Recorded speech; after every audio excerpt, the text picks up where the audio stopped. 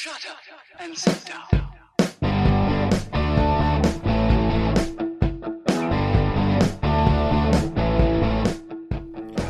Welcome to Being on Stage, the only podcast that gives you motivation, inspiration, and confidence to be better on stage.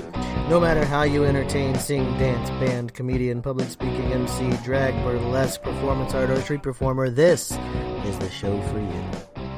Hey, rock stars, Reggie Dawson, your host of the show. Welcome back. Being on Stage podcast, July 6, 2019. We are just about a week into our podcast everyday challenge for the month of July 2019. So if you're listening and you've listened to all of the episodes or some of the episodes, thank you. I cannot thank you enough for tuning in. It's people like you that help this podcast become discoverable. How do you help that? I'm so glad you asked. First thing you can do is one, just listen.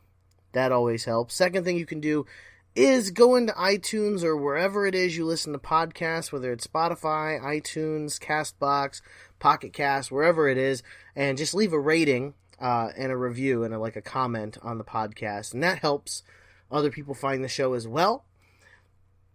Today's episode is one of those things that, I heard something on television, so naturally I'm going to spin it around for performers. That's kind of what I do. I take ideas from business, marketing, history, television shows, and I just kind of spin it around and I put it in words for performers to keep them motivated, inspired, boost your confidence, and really help you get to that point of leaving a legacy on stage. And if you're interested in more about how you can leave a legacy on stage and what you're trying to accomplish, you can get on my calendar. We can chat it up. beingonstage.com/calendar. I think that's enough plugs for the first 2 minutes of the show. So anyways, I was watching TV with my kid, my daughter. She's 14 years old. She's not like a little kid. And one of the shows that she is really into right now is Adam Ruins Everything. And it's not like right now. I mean, it's 3 seasons in, but she goes through bouts of wanting to watch it. So we'll sit there and binge watch 6 or 7 episodes. And listen, I know what you're thinking. Anytime you're sitting there watching hour-long episodes, and you're sitting there for 3 to 4 hours and 5 hours just watching one right after another. Yeah, it might border on the unhealthy. However, educational television, something that teaches you something, especially if it's something that you cannot or will not learn in school, I'm all for that kind of television, and my wife and I both agree you can kind of watch that television as often as much as you want. As long as your schoolwork and your housework is done, you can watch as much educational television as you want. We do limit the stuff that rots your brain, the video games, the just mindless sitcom television. We do limit that. But anyways, we were watching Adam Ruins Everything, and it's on True TV in the United States. I don't know where you're listening or what it's on, what channel it's on where you watch, but you can also find it online. Adam Ruins Everything. And we were looking at Season 1, Episode 19, and I forget the actual title of the episode. It was Adam Ruins Forensics or something like that. It was talking about fingerprints, and one of the topics that came out, ironically enough, was snowflakes. And one of the things he said is, they were comparing how fingerprints differ from person to person, just like no 2 snowflakes are the same, no 2 fingerprints are the same. And it's called Adam Ruins Everything for a reason. He takes what we believe and our rational thought tells us, and he uses history and science to prove it wrong. So when the comment was made that just like snowflakes, no 2 fingerprints are alike, Adam chimes in, actually, snowflakes are not that different from one another when they start. So, and I looked it up. He's got all his sources quoted on True TV's website. I actually went to the New Yorker and I read an article about snowflakes, and I also looked at the National NOAA. It's a weather service thing. And, so I did the research, and it is factual. So, first and foremost, snowflakes. I live in Florida. I don't really see a lot of snowflakes, so it feels a little weird to be talking about them. They also don't often happen in where in my country at all in July. So it is kind of awkward to talk about snowflakes in July. But hear me out, okay? So when a snowflake starts way, way up in the atmosphere, stratosphere, whatever it's called, I'm not getting sciencey on you, but when a snowflake starts and develops, it's basically just an ice crystal. And as it falls, it gets more defined, and it loses some here, and it starts to collect crystals along the outside. And that's what kind of makes the point of the snowflake, makes it kind of a star pattern, is the crystals, the small microscopic crystals that it collects on the way down.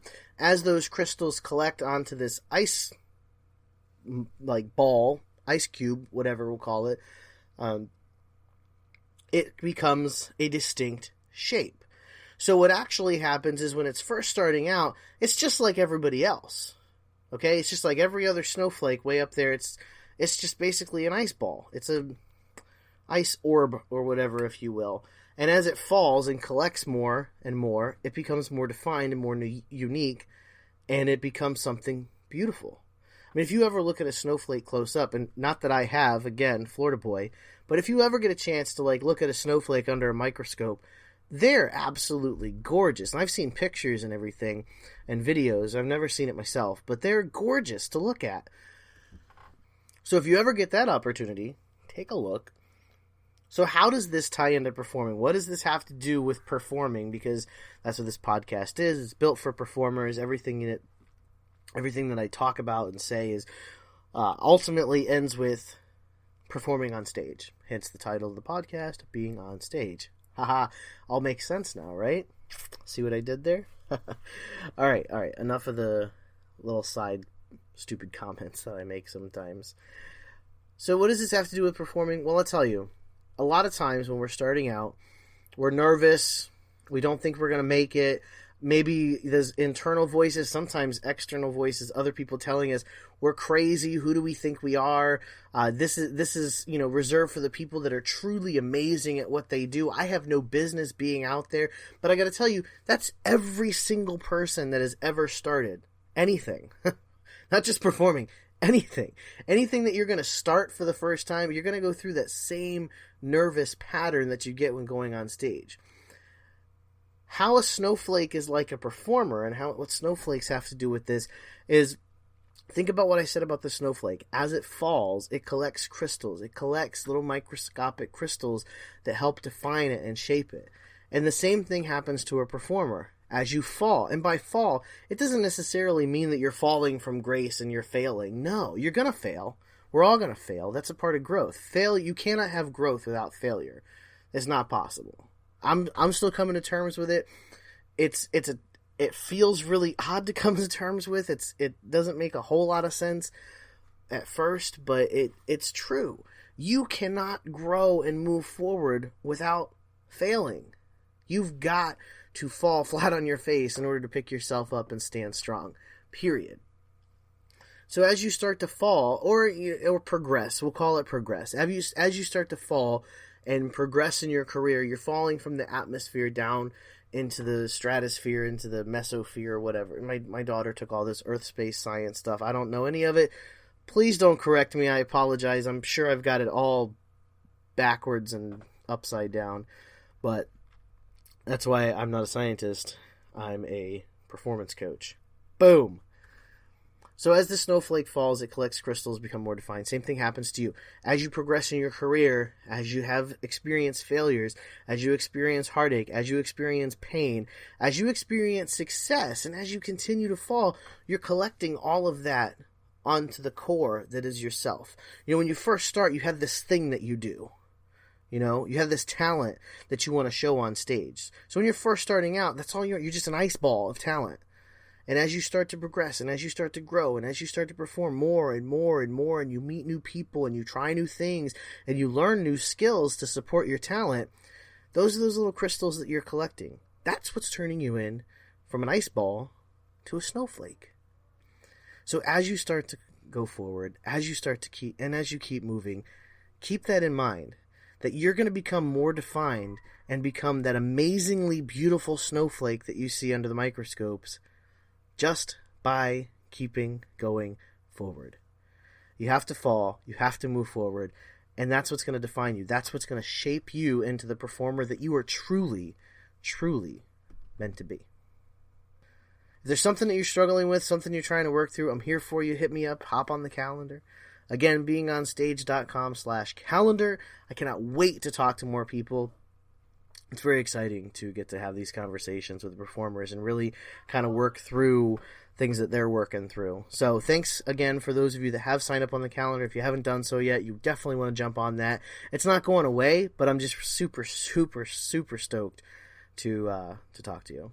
So thanks again for tuning in, and as always, keep on shining.